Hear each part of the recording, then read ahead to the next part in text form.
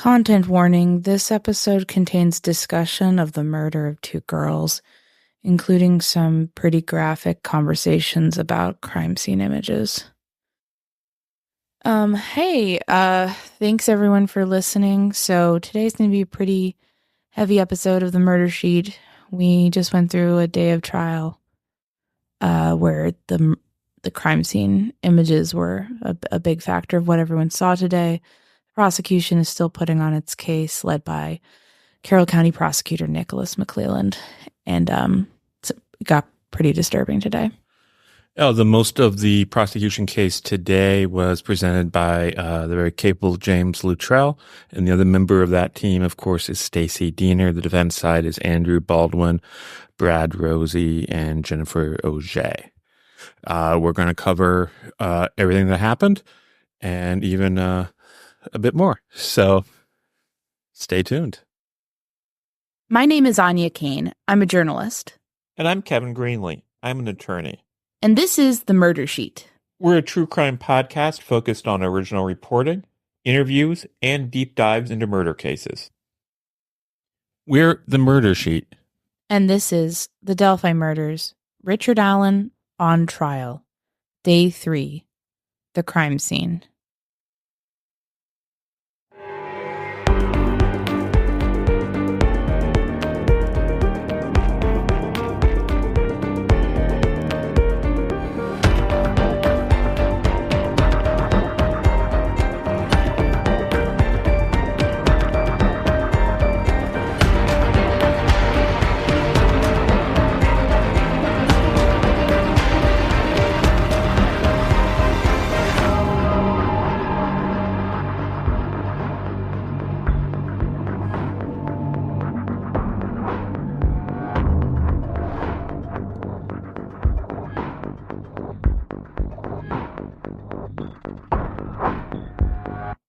We're going to get into some heavy stuff today, as we mentioned. Before we do that, we're going to talk just a little bit about some public access stuff. And before we do that, I just want to take a quick moment to say one thing about this experience that is positive is that it gives us the opportunity to meet some really kind people, some of whom are from the Delphi area. And I particularly today enjoyed chatting with Mike, Angie, and Julie. One of those people is a volunteer fireman, just like my father and my grandfather, and it's not Mike. Oh, very cool. Yeah, I feel like talking to people in line, it's nice when there's a sense of solidarity. I feel like I've talked to a lot of people, and too many to name, but I just want to say that that's very nice. It's been nice to meet all of you, and I hope you're all doing well. But yeah, it's just there are a lot of very nice people who want to go to these things and either want to see it play out or want to cover it with respect, and I really appreciate that. We're going to talk a bit about some pretty serious public access and, frankly, public safety concerns. I know some of you aren't interested in that aspect and just want to hear about what actually happened during the trial itself. So if you fall into that camp, feel free to skip ahead a few moments. We don't particularly enjoy talking about this aspect of it either, but it feels like it just keeps getting worse and worse, and something bad is going to happen. And so it feels like we have an obligation to talk about it. I think in the past, I theorized that Judge Gull and her Allen County outfit had a competence problem. I think at this point it's moved beyond that. I think she knows exactly what she's doing, and there's some pretty basic irresponsibility here and an indifference to public safety. Yeah, this has been bad. There's a real sense of, I guess, chaos that sort of reigns over this trial. We've mentioned that unlike most of the, all of the pretrial hearings that we recall, you don't keep your seats for the entire day. So you have people camped out there very late. And then you have another group of people who camps out, also staying a long time to wait for their seats, where they line up then to get the afternoon seats. And you have people very interested in this case, people who are very hungry, people who are sleep deprived, because basically Judge Gull has set it up So that if you want to attend this trial and get firsthand information, you need to basically go with little, if any, sleep, little, if any, food, little, if any, hydration. And when I'm sure in your own life, you can think of times when you have had little sleep and it makes you irritable. So there's a lot of irritable people. There's this bizarre system where in order to get in line in the afternoon, you have to stand in one line and then it moves and people start jockeying for different positions. And every day that's happened, I've seen people get very angry with one another and come very close to blows. And today, some people who were there, who had not been there previously, were just shocked. And they kept on saying to Adi and I don't know how you can possibly do this much longer. I was talking to this one lady, and I'm sorry I forget her name. I'm very tired. But she and I were talking. I'm like, we have to have solidarity with one another because we're all in this together to a certain extent. I don't want to sound like a Pollyanna, but like truly. But I understand also it's very easy for people to become irritable.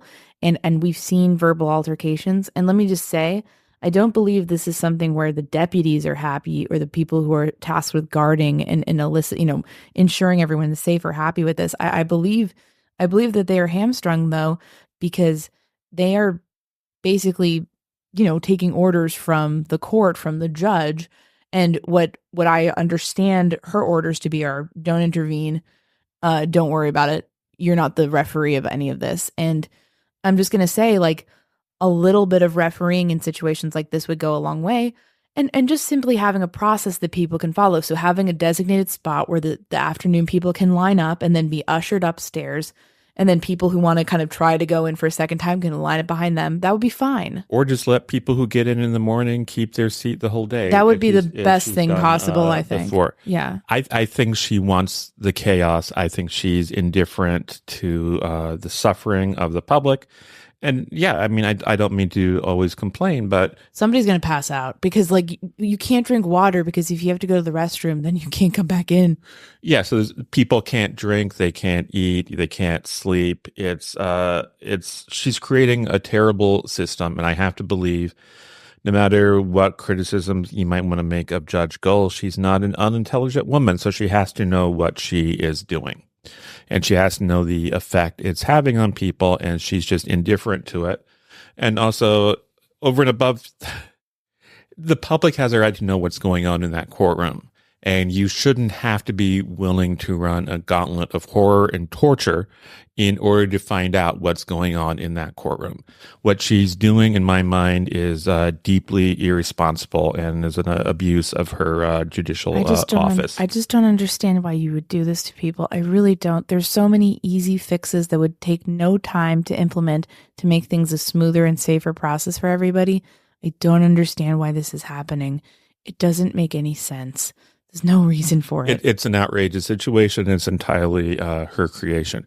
And things really got to you today. Things really got to me today. So actually, unfortunately, I kind of dropped the ball today and I kind of, after the morning session, which we'll talk about, which had some pretty heavy things in it, I think you realized pretty quickly that I was not doing well and told me to take the afternoon off. And I said, yes. And so I left and I feel really bad about that. I'm not gonna lie, because I felt like I let you down and the listeners down and like public understanding of the case down. And so I'm not proud of that, but I just felt like I was becoming really... You shouldn't feel that way. But I know, but it's like, I don't know. I felt, I guess I just felt like I was just having some sort of anxiety thing. And, that tends to happen when you go without sleep, food, and water. Well, I tend to be, I have generalized anxiety disorder myself. So I'm not really great on that front on a good day. It's something that I struggle with a lot, but it's been, it just, I don't know. We saw some really bad things and, I felt awful and I just sometimes feel bad because I feel like we're part of this circus to an extent, and I don't like it. I don't think it needs to be a circus. I think it could be much more orderly and respectful of the whole thing. And I don't want to quit and not be shining a light on stuff, but I also We don't want to die. Well, no, it's not even that. It makes me feel, I don't know. It just, I didn't think this would be an easy process, but I feel like it's become a lot Yeah, my own health, physical and darker. emotional, It's like a dark process. It's like not is suffering. Yeah, it's not But good.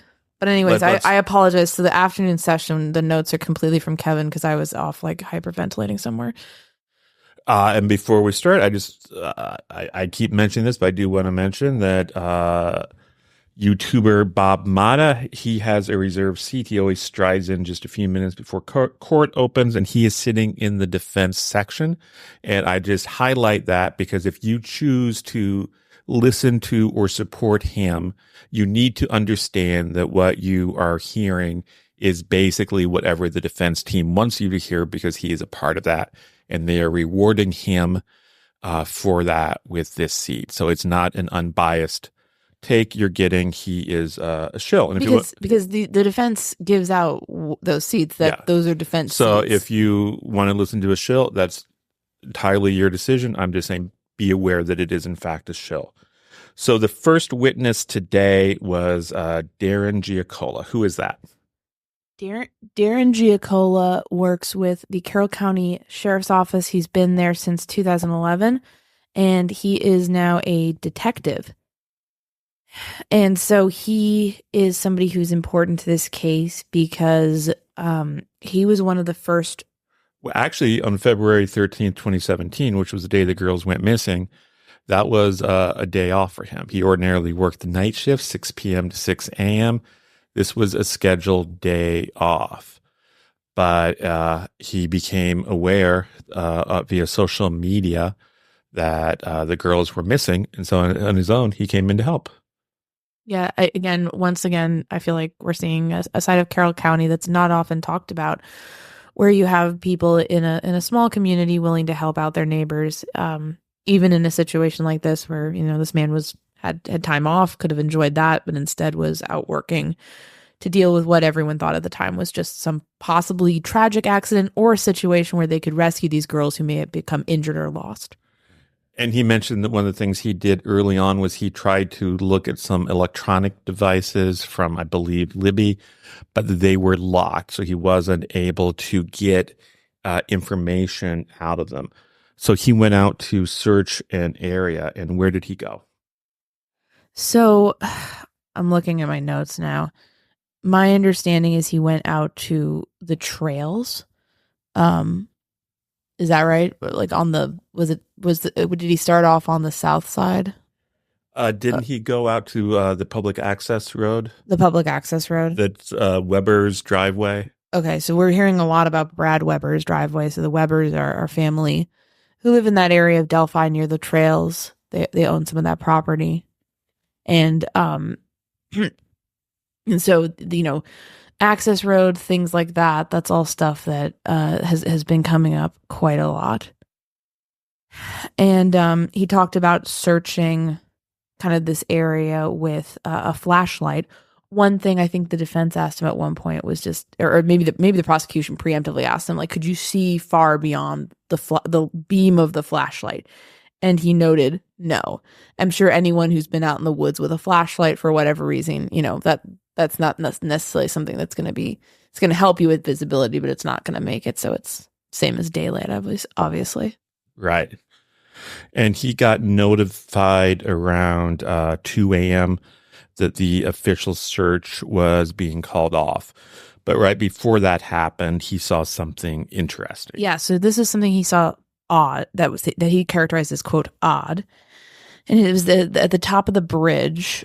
It was at the north side, the northern end of the bridge. Was that what he said? No, not. He basically talked about like a little, almost like rock slide of leaves. But weren't there also rocks in there, or did I write that wrong? Maybe there were some rocks, but basically exposed areas of dirt as well. Yes. And so it seemed odd. Like what would have caused that? And I said north side, but was that on the area of the bridge where the girls are now believed to have been abducted? To clarify, I believe so. That was my understanding. And so pictures of this disturbance of the leaves almost like someone was sliding down that area. They were actually admitted as exhibits. Yes. And he pointed out this disturbance of the leaves to a member of the fire department. And as I mentioned, he searched till about 2 a.m. And he did note that while he was doing this search, he did not believe that the girls had been murdered. He was thinking about and remembering instances where juveniles had simply run away.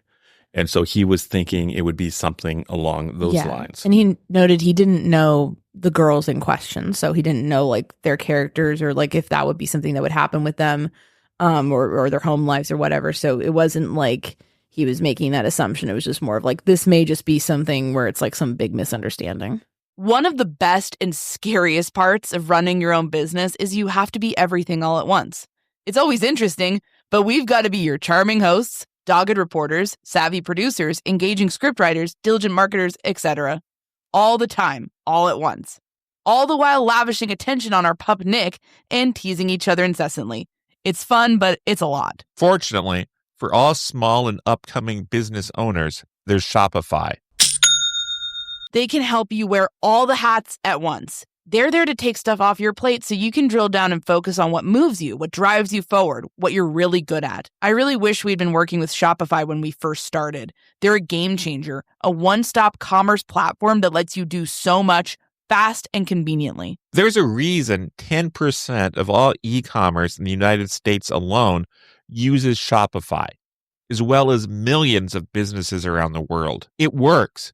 It powers your business forward. One thing that would have really helped us early on is their design studios for beautiful online stores that fit your brand's personality to the T. You don't need to bounce from website to website. You can tackle the important tasks like inventory management, marketing, and returns all in one spot. So you're seeing the big picture for your business. Start your business today with the industry's best business partner, Shopify, and start hearing. Sign up for your $1 per month trial today at shopify.com/msheet. Go to shopify.com/msheet. That's shopify.com/msheet. Wherever you go, whatever they get into, from chill time to everyday adventures, protect your dog from parasites with Credelio Quattro. For full safety information, side effects, and warnings, visit CredeliaQuattroLabel.com. Consult your vet or call 1-888-545-5973. Ask your vet for Credelio Quattro and visit QuattroDog.com. And then, so the next day, there was discussion. This is, of course, February 14th, 2017. My understanding is that there was some calls between Giancola and then Detective Tony Liggett. Prior to that, though, he was calling landowners who might have trail cams to see if that might have picked up anything. And at one point, he was actually going to go out to a particular address where a man had trail cams to see if he could pick anything up. But then Tony Liggett told him to get out to the cemetery. And as he gets out to the cemetery, he sees a very distraught woman coming up a hill. I believe this was possibly Becky Patty's sister, Melissa. That is my and of course Giancola at this point was with Deputy Yoder, so he was not alone. They were coming together, and he was told that there was possibly bodies down near the water's edge. And he said he encountered about 4 people on the north side of the creek. Well, let's not, I think there's an important detail here that we can't overlook. After he sees this distraught woman coming up the hill, he goes down to the creek, whereas Anya correctly notes he does note some people there. But on his way down to the creek, he does not notice the bodies. Yeah, he said, the first thing he noticed was in the water. He said, quote, "I looked over and I could see a multicolored shirt and I think a tennis shoe.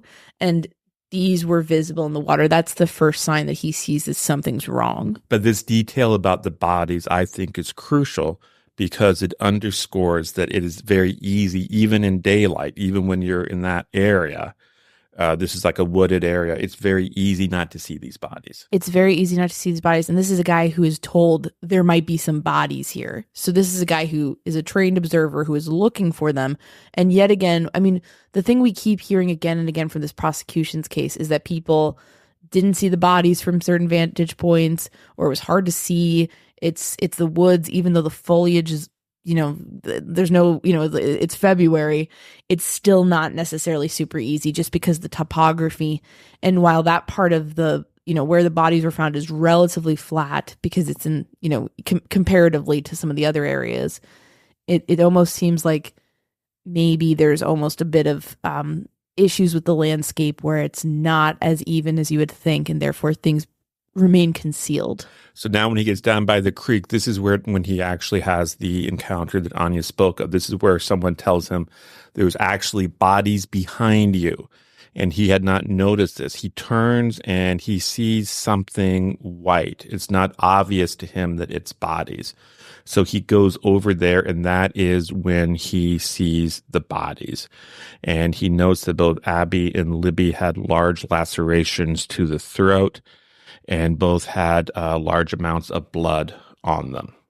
He said, quote, one was nude, the other was clothed, end quote. Of course, Libby was found in the nude, and Abby was clothed partly in Liberty's clothing. I felt he got a little bit emotional when he was sort of responding to some of the questions about first seeing them. Did you have that impression? I did, and he also indicated he did not attempt any life-saving measures because, quote, it was apparent they were deceased. So he contacted Liggett, and then he stood guards. Other officers soon arrived. Yeah, it's just, obviously this is not what anyone expected to find. Do you want to talk about the Baldwin? Andy Baldwin did the cross-examination. Yeah, Baldwin did the cross-examination. It wasn't particularly long. I remember one thing he took issue with was,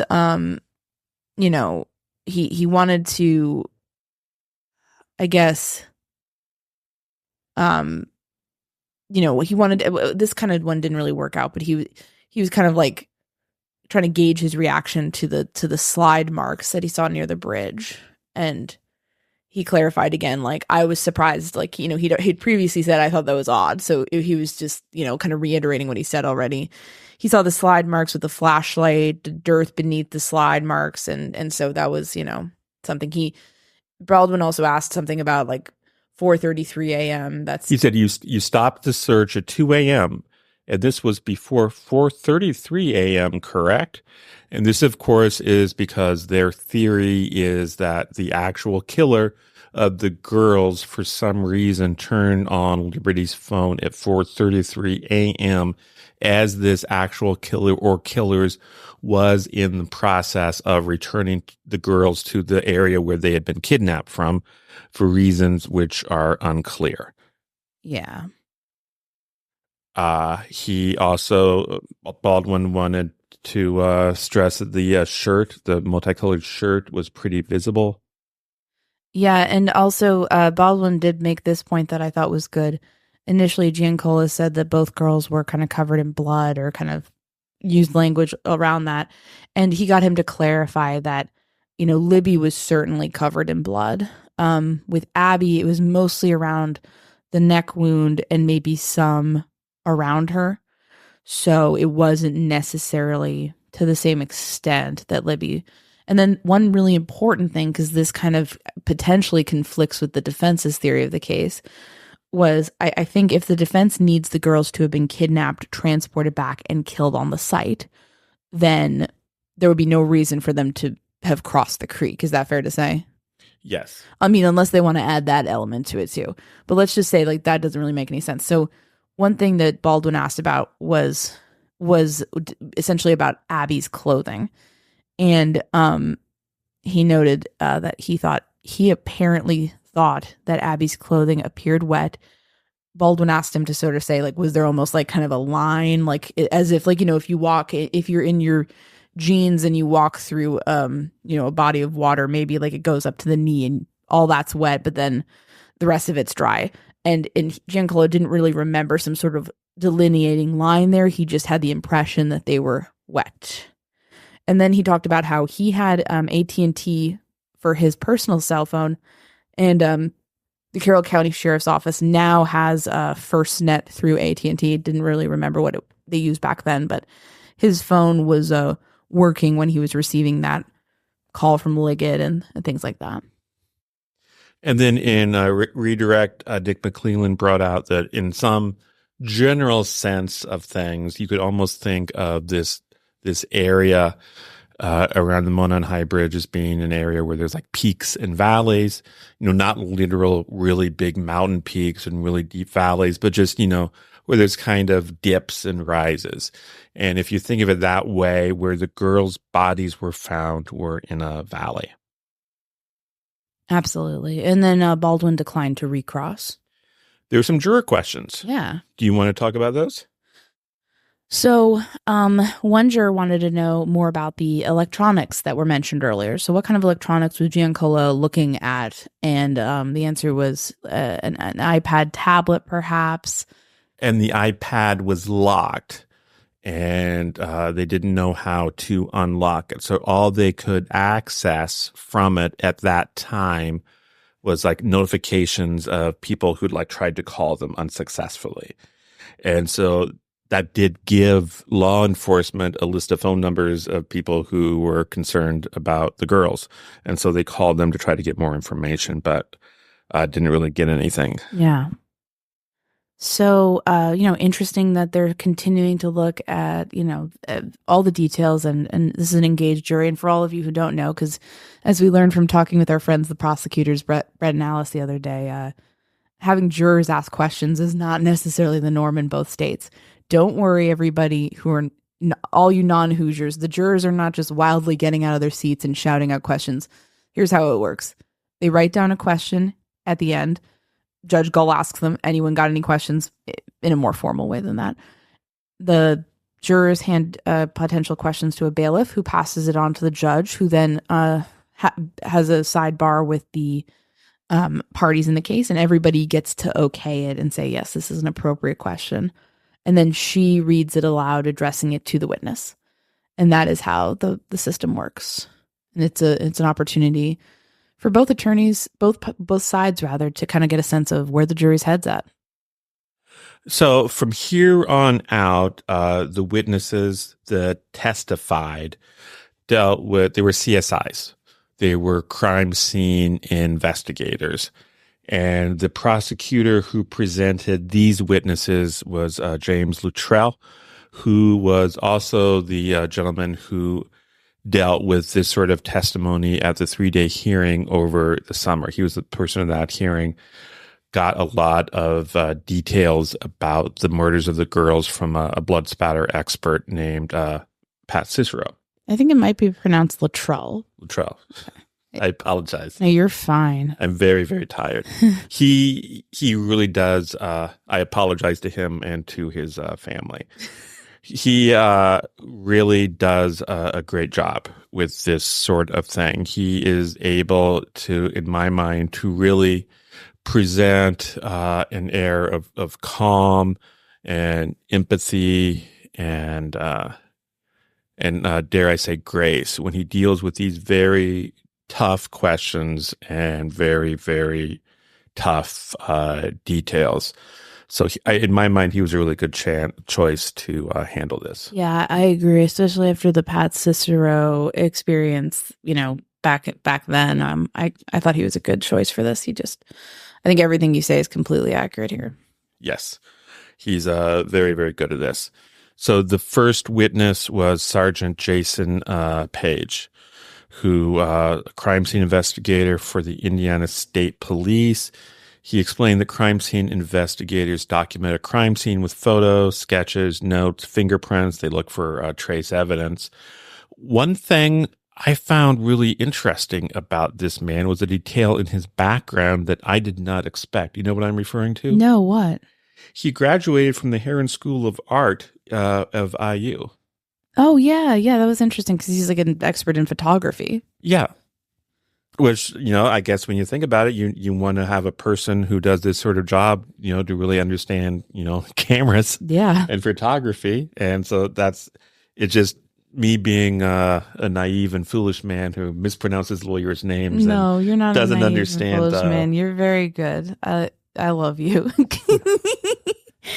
He estimated that he's worked about 950 to 1,000 different crime scenes. Some of these crime scenes obviously are murders and some of them involve knives and firearms. So, pretty good choice for this.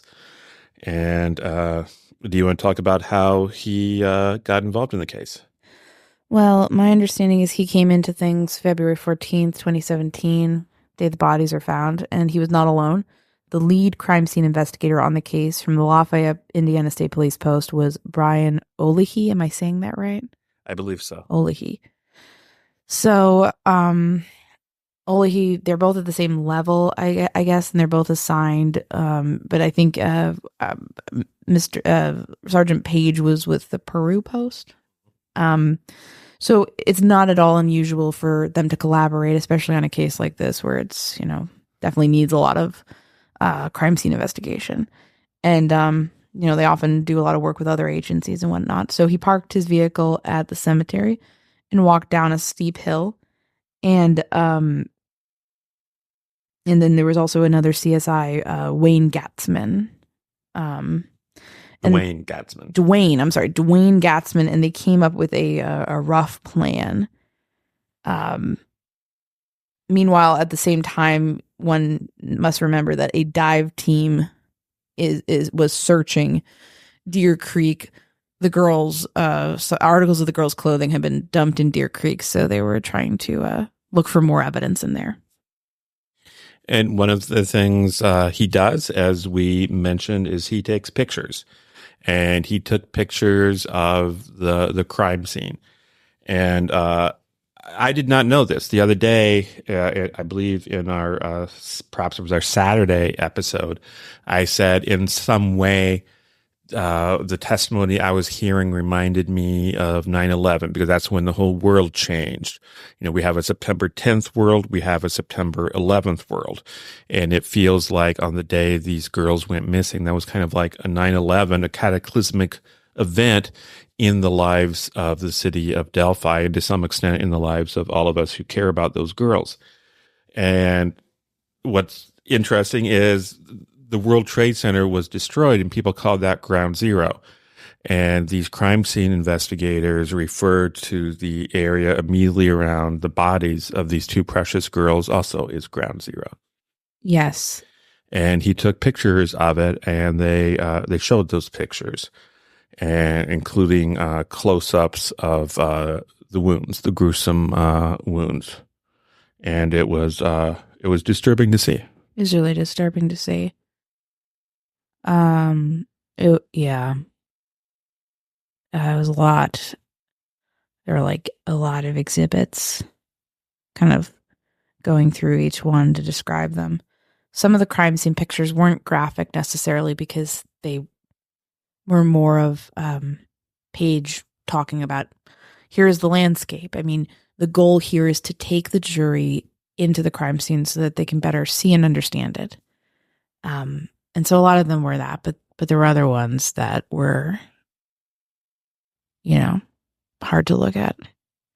And just, these were little girls. It's just, I don't know, it shouldn't, I don't, like, why did this happen, And I think the jury was really disturbed as well. I saw they looked, I guess ashen-faced might be a good descriptor. When I saw them, they looked very tense. They looked upset, as they should be. And he described some of his techniques. He put some plastic tarp on the ground so that he would not transfer anything from himself to the crime scene and contaminate it. And it also came up that they, instead of working on both girls and analyzing and documenting their wounds and what happened to them separately, they worked, the whole team would work on one girl at a time. And the first one they worked on was Libby. And that's because she was unclothed. And so it was easier to see and document her injuries. Mm-hmm. Also, one thing I should note, it brought up that Mr. Luttrell made a point of asking each of these crime scene investigators, did you have a gun or did you own a gun with this particular type of ammunition? Because as we know, a 40 caliber cartridge was found at the crime scene. And so when you think, well, there are all of these Indiana State Police investigators walking around, isn't it possible that it came out of one of their weapons? So he wants to head that off at the pass, which is good thinking, obviously. That's probably part of the reason why they explained the thing about the tarp. And Page said he did not have any 40 caliber ammunition with him. One other thing that actually came up in terms of technique I wanted to mention is that Paige mentioned kind of stringing out a yellow rope, and my understanding, and tell me, that came up in some of the crime scene images. So the whole place, the area is taped off with crime scene tape, and there's a yellow rope there as well that appears in some of the pictures that he used to essentially give them almost a path that was like almost clear to walk through to access the scene. Is that? Yeah, they analyzed the scene and determined, well, there's little disturbance here, so there's no evidence really that a person was like walking in this area recently. So if we walk in this one particular area, we're not going to be disturbing any particular evidence. It was really fascinating to me how meticulous these people are and how they have a kind of a detailed process to do everything right. Yeah, I was struck by how much focus and detail it really did. It did seem like a very complicated process. They applied chemicals and stuff on trees and stuff to see if there were blood stains, because sometimes the color of the blood kind of is hard to see on a tree. Yeah, the blood stained, the chemicals would react in such a way with the blood stains that would turn it violet in color. So that would allow them to see. And like he pointed out one instance where there was like a reddish hue to, I think, the ground or the bark or whatnot. And turned out that was just naturally occurring. There was no blood stain. And that was something they learned through the chemicals. So it was also allowing them to rule out areas where maybe they thought there was something and there was actually nothing. There were close-up pictures of these kind of large blood stains on the ground. To be clear, this is one thing that has come up, but like over the years there's been the talk that the girls were abducted and then killed elsewhere and then their bodies brought back. And listen, crimes are weird. So I mean, I don't dismiss things like that out of hand, because I'm sure we could find some cases where stuff like that has happened. I mean, you often hear about bodies being moved. But the thing about that is that there's usually some telltale signs that that's happened at the crime scene. And what we have here is blood soaked through the ground for these girls. I mean, it really today underscored for me, they were killed at this scene. I mean, I don't see how you could look at these photos and think anything else, I guess, because there's blood everywhere. I mean, is that, what was your impression? I think it's obvious that they were killed at the scene. I think the defense would have us believe that they were killed on the scene. That scene substantially later than. I'm not disputing the defenses. I'm not even talking about that. I'm just saying over the years, rumors that, maybe the bodies were planted. I'm just saying that like this should put that to rest. They were killed there. Is there anything else you wanted to say about the direct examination? Let me see. Because that's the end of your notes. And so after that, people just have to deal with me. No, your notes are better anyway. Um, I noted we were sitting on the left side of the courtroom when you're facing the judge, and so that meant I didn't have much of a view of Richard Allen at all, so I wasn't really able to observe how he was doing. But this is a situation where people are often interested in how he's doing throughout these things. At one point, I noted that he had his head turned toward the screen, but of course, I could not see his expression, so I don't know how he was reacting to that or if there was any reaction at all. But at least at one point, he seemed to be in a position to observe what was being displayed there. So now I guess it's me, and feel free to interrupt because otherwise people get very, very tired of my voice. You're very delightful. quickly. So cross-examination was done by Brad Rosie, and it was pretty aggressive. And one thing a common theme you'll notice in some of these questions is that he was asking Paige about things that weren't really within Paige's job. Rosie said, for instance, the girls were last seen on February 13th and they were found on February 14th. So do you have an opinion on their time of death? And Paige said, that's not my job.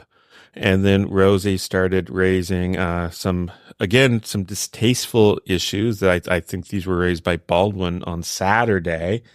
He talked about scavenger animals like coyotes and even raccoons. And I guess the implication was if the girls actually had been killed the day before, their bodies would have been ravaged in some way by these animals. He also mentioned, what about flies? I think he was trying to suggest that if the girls had really been killed the afternoon before, there had been a lot of flies there. It was February. Yeah, and the gentleman Page said, there are many different variables. Maybe sometimes you'd have a situation with flies, maybe other times you wouldn't. These things don't really. Yeah. I mean, I guess I think that's an important point. The defense is going to raise these issues, but just because something might be true in some instances doesn't make it true in all. But, they got to raise them. There was kind of a surreal moment that, good thing Anya wasn't there because it might have given her whiplash, where Rosie said, were you aware that information about the crime scene leaked early on? And it's kind of odd for the defense to be by us. By the defense. Yeah. Not us, the murder sheet. I mean, by. And Paige was baffled by this. And he said, are you talking about now or back when the girls were found? To be clear, are you talking about 7 years ago? Because I think he was thinking, as all of us were thinking, about that incident about a year ago when crime scene pictures were leaked by a close friend and associate of defense attorney Andrew Baldwin. Mitch Westerman. Yes. Rosie, again, was asking. Remember, Rosie downplayed that a lot at the time, basically indicating those. NBD. He was asking more questions about things that Paige really wasn't really within his wheelhouse.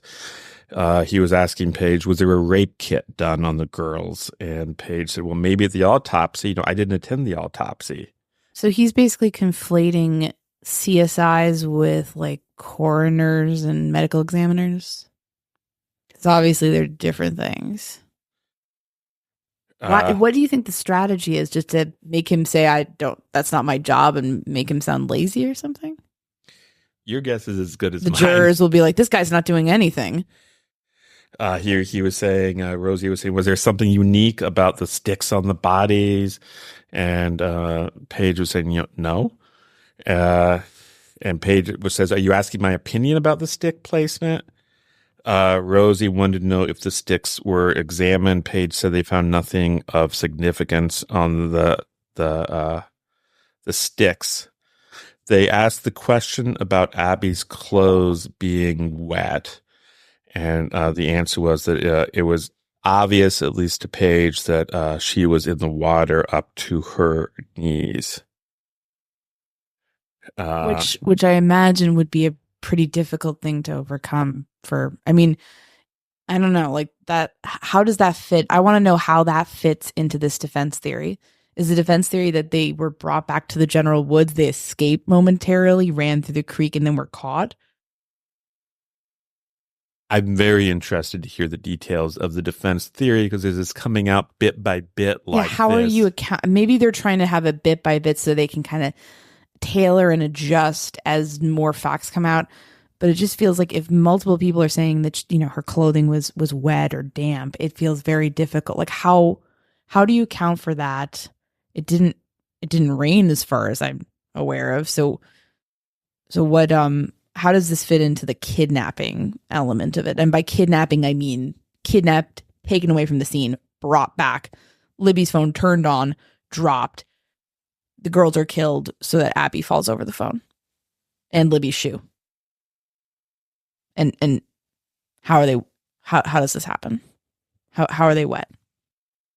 Along that, Rosie wanted to know if Paige had taken any measurements of the depths of Deer Creek, and Paige did not. Again, that seems outside his job. They talked about the photo of blood on a tree, the so-called F tree, and Rosie was saying, well, they call it that because there's, blood on it in the shape of an F. And Paige said, well, I think that's the reason some people refer to it as that. I refer to it as a blood stain. Didn't he show a picture of Libby's hand at one point, which was like covered in blood? Yeah, I think so. So, yeah. Then there was the account of the discovery of the bullet, or I guess to be more accurate, I should say the cartridge. Mm. This was the unfired bullet that was found at the crime scene. So two of the CSIs put on special glasses because they were using what they call an ALS, which is an alternate light source, which enables them to pick up more detail. The one who didn't use these glasses was able to get a better idea of, shiny things. And as that they're doing this, he sees something shiny and they realize that it was the bullet or the cartridge. Mm. And so this is where Rosie starts making a big deal about how this, how the recovery, for lack of a better word, of this cartridge was documented. Because it was, I guess it was partially in the ground and it was photographed in such a way that you could see not the tip of the bullet, but you could only see the back of the bullet because I believe the rest was at least partially in the ground. And so they took a picture of it in the ground and that was it. And then they retrieve it and they put it in some sort of packaging, I think some paper packaging, and they label it. And this is the procedure they use to keep track of the evidence. And Rosie and later Baldwin were very upset about this. They said, how is the jury going to know that the bullet in evidence is the bullet that was recovered unless, you should videotape yourself removing the bullet, or you should take pictures of yourself removing the bullet. And is that standard operating procedure? No. It's not? Not according to the testimony in court today. I mean, listen, I want things to be by the book, right? And and if that's not in the book, then I that just sounds like a ploy to try to. I mean, what are they suggesting, that it was planted by the Odinist police? Rosie really pounded the idea that the complete bullet, a picture of that, should have been taken in somebody's hand. Or on, maybe take a selfie with it. I mean, what? I'm sorry, what? Or on a table. And Paige said, if they choose to photograph it on a table, I guess they could, but I don't know what the purpose is. Wouldn't that possibly contaminate it? If there's DNA on it? I don't know. That just seems... Weren't we told, weren't there rumors swirling around, correct me if I'm wrong, weren't there rumors swirling around or even reported by some people that the bullet was, lost, or the bullet was they didn't find it for weeks later, and then, and turns out that they didn't film themselves taking it out of the ground, and that's the big fuss. Yeah, I believe a major media outlet erroneously reported that the bullet wasn't found until after the crime scene had been released. Wow, I wonder if anything will happen about that. Probably not. Anyways, I think this is, I mean, I don't know, like I guess it's one of those things where I'm like, if this was a situation where it was like, wow, you normally film all of this and here's how it's normally done, and in Delphi it didn't happen normally, then I think they would have a pretty big issue on their hands, because it's like, why didn't it happen normally? Why weren't you following standard operating procedure?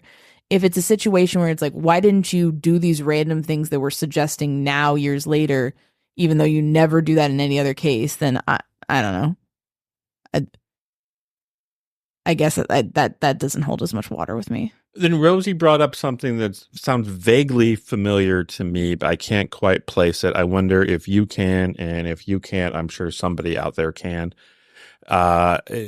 He mentions, at one point, Paige goes down this private lane that leads to the Weber property. And Rosie says, well, when you were down there, did you see the tree with all the shoes on it? What? That does not ring a bell. I'm sorry. Had to ask. Did you see the tree with all the shoes on it? Okay. Well, I guess we'll find out at some point. So then time for redirect.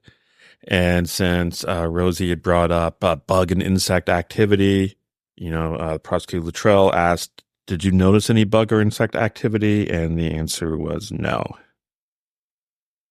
And he also wanted to make sure people understood, and it was clarified that the discovery of the cartridge or the bullet occurred prior to Libby's body being moved out.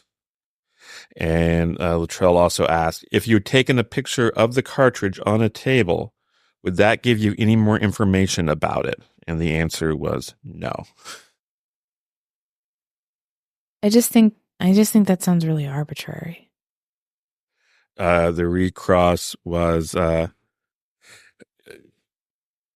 you supposed to preserve as much evidence and information from a crime scene as possible? Wouldn't it be helpful to take pictures or video of the bullet being pulled out of the ground so this jury could know that it's the same one?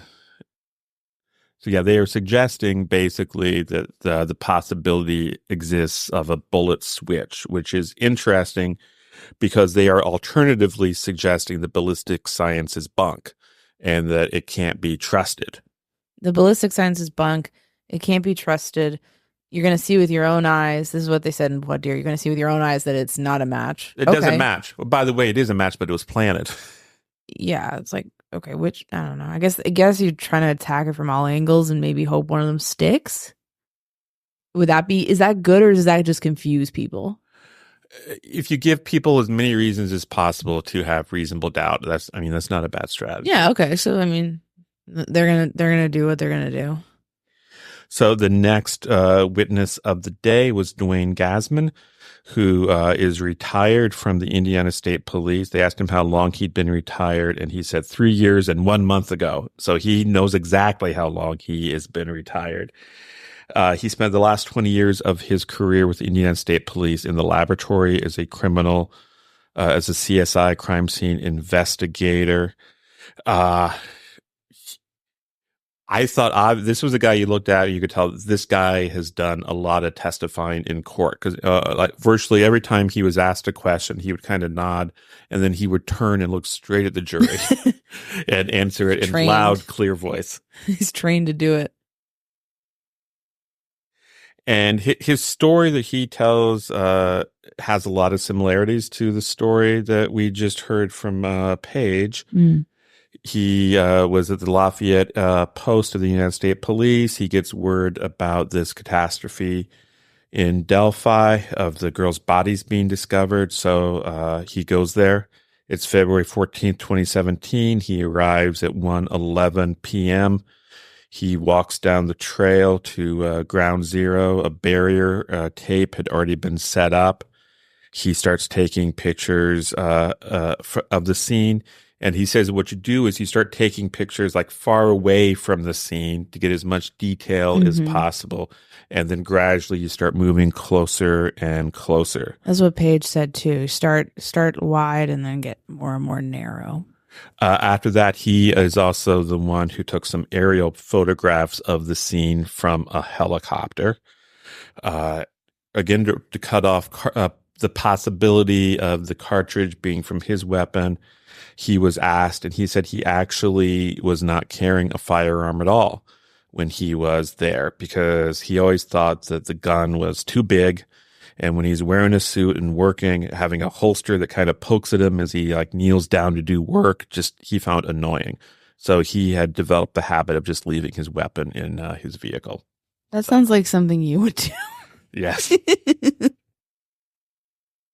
And he was there, as I indicate, he arrived at about 1:11 p.m. He leaves the scene at 10:30 p.m.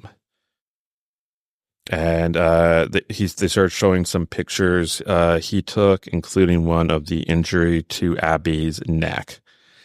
And this is the story we heard before. The others were moving this alternative light source, this blue light around, when it was Gasman who saw something glittery in the leaves. He spotted it with his flashlight, and then he kind of lightly fans away gently the leaves, and he spots the .40 caliber cartridge.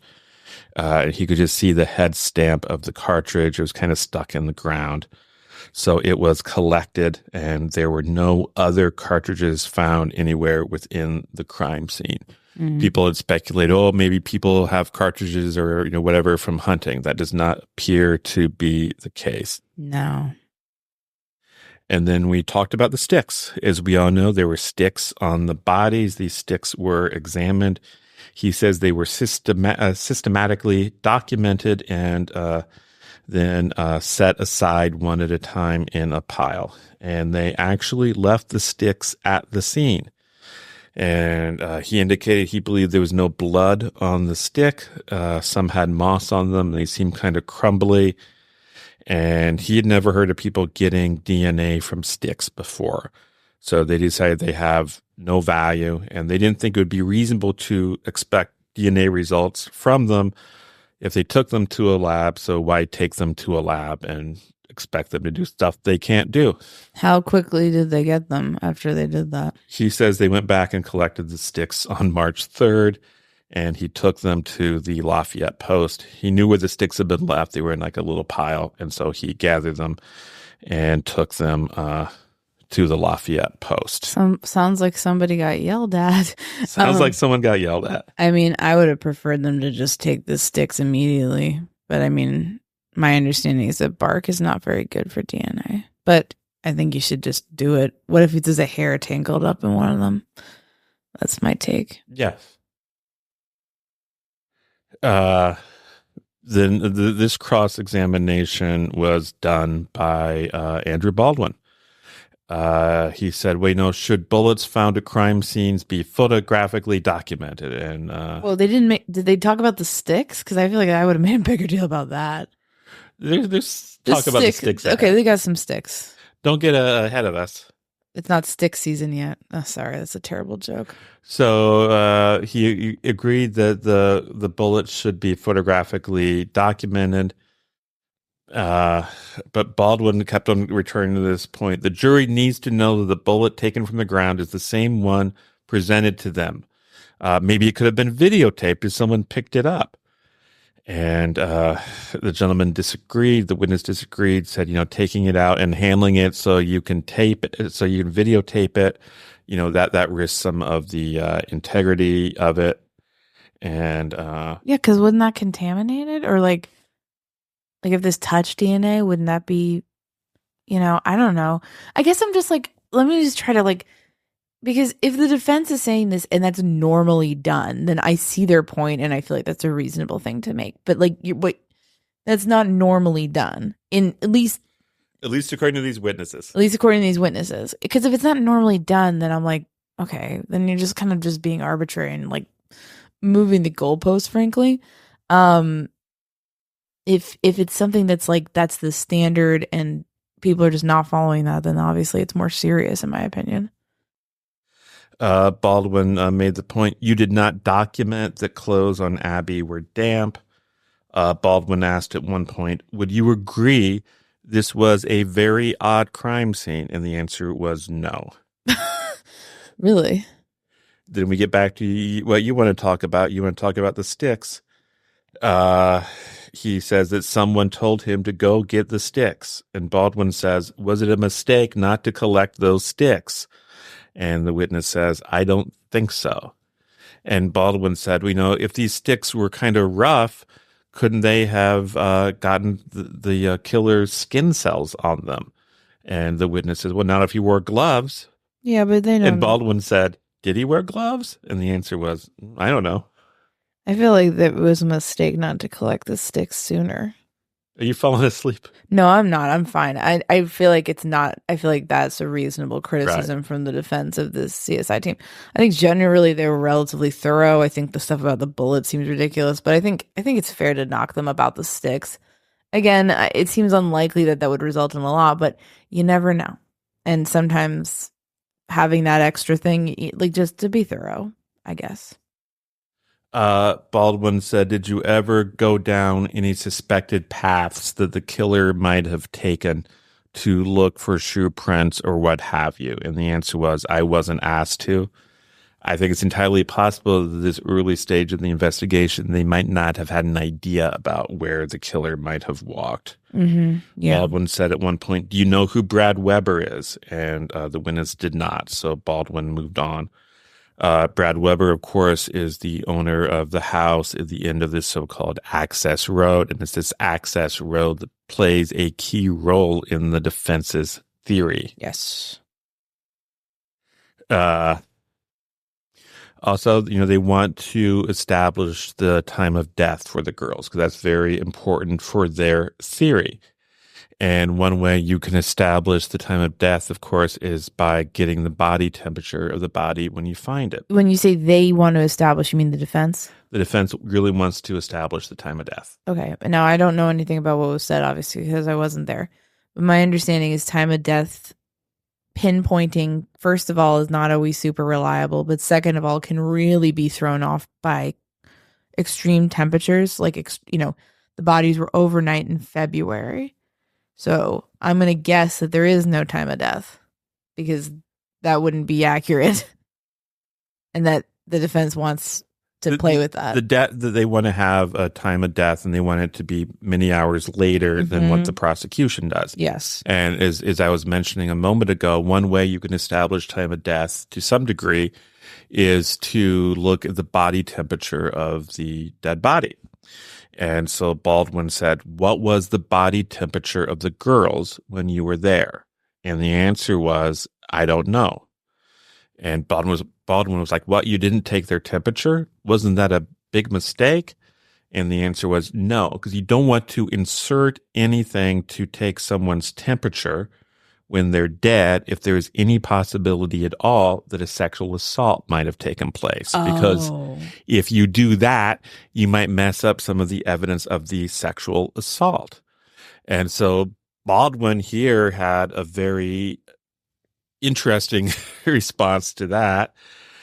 He kind of said, well, my mother used to take my temperature by putting thermometers under my arm. Oh, I thought that was okay. Okay. I'm glad that went in that direction.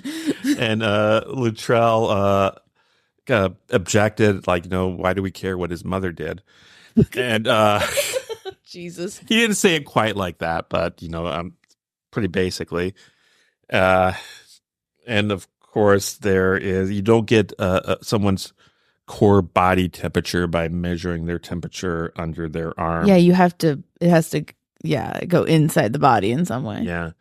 And Baldwin got kind of cute at this point in a way that the jury isn't yet in a position to understand, because he started saying, well, maybe you could have gone to CVS and gotten a thermometer. And of course, Richard Allen worked at CVS. What? What? Baldwin's doing like weird stand up in the middle of this. Okay. What? Why do you think, can I just go back to this? Why do you think they didn't mention more about Richard Allen in the beginning of this? Like in his opening statement? Like, just like. That haunts you. It haunts me. Like, hey, here's this guy. guy who works at CVS. He's a manager. He's in retail. Wife, kid, dog. Likes to wear lavender polo shirts and sit around outside with his dog. Do something like that, and maybe then that CVS thing would have made sense to everybody. I don't know. I'm haunted by it. I think it could have been a way better opening. Get over it, man. No, I'm not going to get over it. We were told that he was really good at opening statements, and I was expecting more storytelling, I guess. So then Baldwin started asking him about other items that were recovered in this general area, this big area, the crime scene. But by crime scene at this point, I'm talking about more than just ground zero. I'm talking about a large area encompassing the Monon High Bridge and the surrounding area. What are some of the other things that were recovered? Particularly things I'm guessing that might have had DNA on them. And so it turns out they found a Jimmy John's cup with a straw, and the cup looked like it was recent. And he does not know if the straw was ever tested for DNA. And that cup was found at the west end of the bridge near where the public trail ends. They also collected from that same general area the remnants of an energy drink and some Camel cigarette butts that looked fresh. And it is unclear if any of those were ever tested for DNA. In redirect, Prosecutor Luttrell made the point we've already made about how the core temperature, which is what you need to determine time of death, that's at the center of the body, and you don't get that from taking someone's temperature under their armpit. Do we know that all those things weren't tested for DNA, or is it just not this guy's job? Probably the latter. Okay. I'm just curious because obviously you want to test a lot of things for DNA in a case like this, but if it's like a situation, like one thing you have to remember is like if it's like it could come up later that some of them are tested or some of them are they don't have enough, but like we're not going to necessarily know that with each witness. There might be some, I guess, cliffhangers. I'm saying for both defense and prosecution witnesses where it gets clarified later. Since there was all this talk about how if you really want to track evidence, you need to videotape it being collected, Prosecutor Luttrell said, is the best way to track evidence to actually put it in a marked container and then track it? And the witness said yes. And then Luttrell said, have you ever videotaped someone picking up an item to collect? And the answer was no. Okay, well, that's helpful because, yeah, I don't know. Then Baldwin said, in his recross, if you had to do it over again, would you take a picture of the bullet after removing it from the ground? And the witness said if it had been up to him, he would have done it the first time. Okay. I mean, I don't know. I think the bullet stuff is less concerning than the stick stuff, in my opinion. That's just me. Then it was time for juror questions, and there are two of them. The first question is, would there be any reason that the bullet submitted in evidence would be different from the bullet collected at the crime scene? And the answer the witness gave was no. The second question is there a process by which the jury can be ensured that they are seeing evidence that has not been tampered with? And then the witness explained the chain of custody and how items are given numbers to identify them and to track them throughout the process. What do you make of those questions? It sounds to me like you can look at it two ways. You can. That's what I was thinking too. What are the two ways you look at them? Okay, one, the defense got to them. They totally don't believe the bullet. They're very concerned. Two, they're essentially like, hey, is this at all true? And, no? Okay. So it could be like good for the defense or the prosecution. I guess that's pretty vague. I think the first one reads more as friendly to the prosecution and the second one reads more as friendly to the defense. Like, ensure it hasn't been tampered with. That sounds more suspicious. The first one's more of like, why would this happen? So, I mean, is that your read or am I just... Yeah, that sounds good. Yeah, okay. So the final witness of the day, and this witness was not finished, even though Judge Gull chose to let the court session run long, was Brian Olahai. He was also one of the crime scene investigation. He was also one of the CSIs. He was also one of the criminals. He was also one of the CSIs on the scene.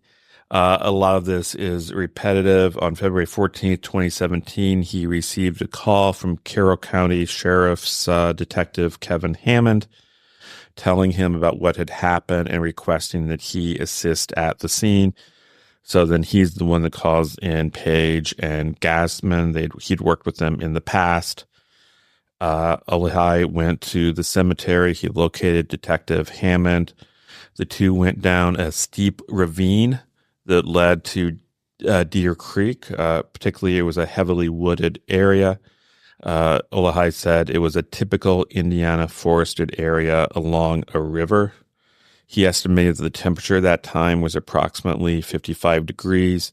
He said there were dead leaves on the ground and there were sticks.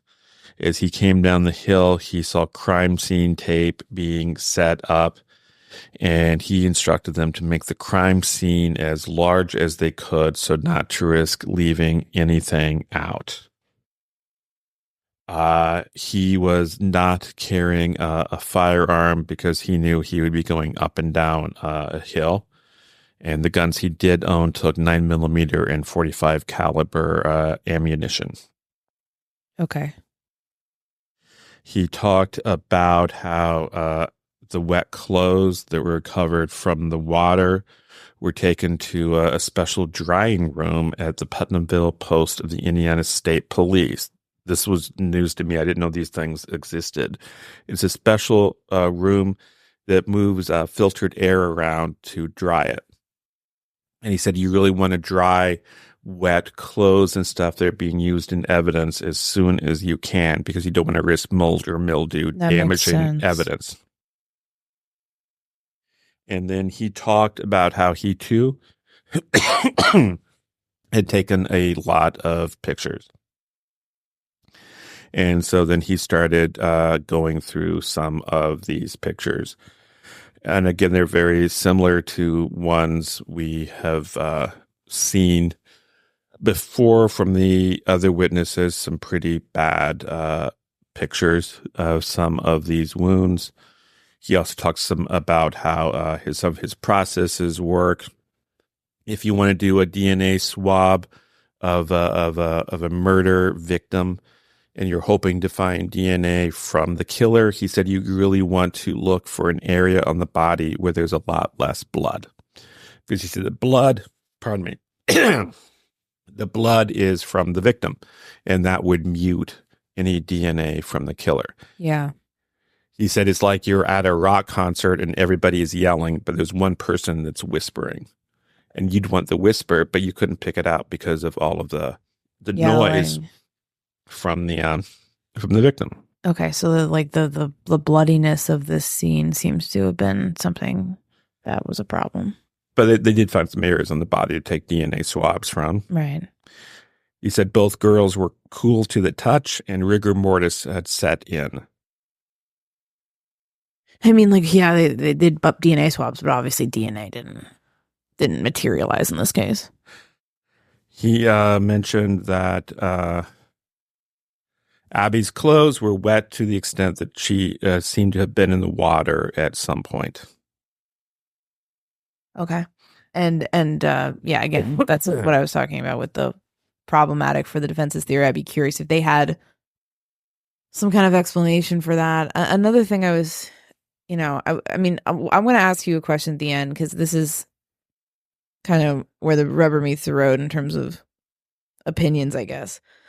I wonder, how much of what we're hearing represents, a relatively good CSI situation that maybe had some errors that we'd prefer things done differently. Obviously, errors are made in every single police investigation, no exceptions. That's just humans at work making human mistakes.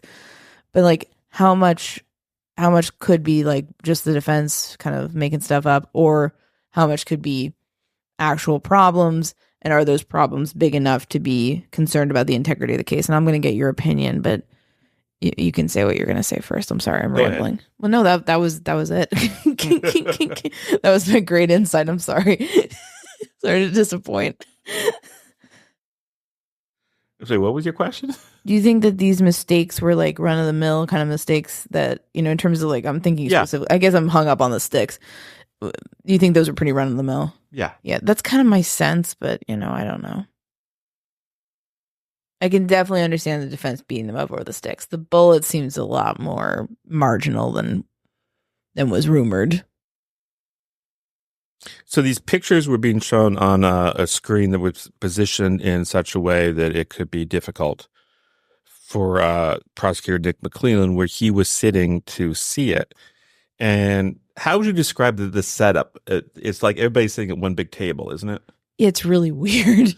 So they're all sitting at one big table. So at one point, in order to see these pictures that are being shown, Prosecutor McClellan actually had to move to a different spot, and the spot he chose had him sitting next to Richard Allen. Oh, awkward. Jeez.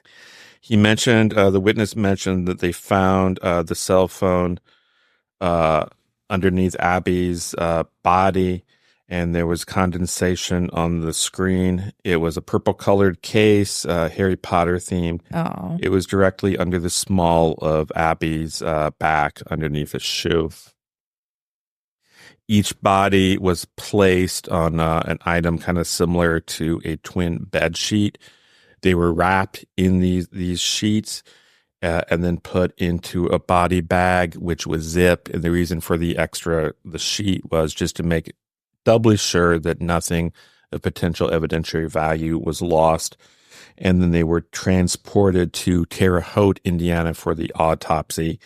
And this witness attended the autopsy, and that is when the testimony ended for the day. How did Richard Allen seem? He, at different points, seemed to be like spinning in his chair a little bit, kind of awkwardly. So maybe a little bit more agitated than we've Maybe a seen little. him since the jury came in. And then how did the jury seem? They seemed engaged. Did they seem upset? Yeah. Yeah, I imagine they were. Well, I guess that's all for day 3. Yeah. Maybe we'll see you for day 4. We will. Yeah. And thanks for listening. We really appreciate your support and you taking the time to spend time with us listening. And hopefully, we'll just keep going and keep getting information and learning more. And I just think people should keep an open mind on the prosecution. People should keep an open mind on the defense. Let's hear what they have to say. I've expressed some skepticism upon what I think is the defense's theory, but it's possible that they'll be able to tighten it up in a way that makes it make sense. So let's see what they have to say, and let's just figure it out together. Anyways, thanks very much. Thanks so much for listening to the Murder Sheet. If you have a tip concerning one of the cases we cover, please email us at murdersheet@gmail.com. If you have actionable information about an unsolved crime, please report it to the appropriate authorities. If you're interested in joining our Patreon, that's available at www.patreon.com/murdersheet. If you want to tip us a bit of money for records requests, you can do so at www.buymeacoffee.com/murdersheet. We very much appreciate any support. Special thanks to Kevin Tyler Greenlee, who composed the music for the Murder Sheet, and who you can find on the web at kevintg.com. If you're looking to talk with other listeners about a case we've covered, you can join the Murder Sheet discussion group on Facebook. We mostly focus our time on research and reporting, so we're not on social media much. We do try to check our email account, but we ask for patience as we often receive a lot of messages. Thanks again for listening.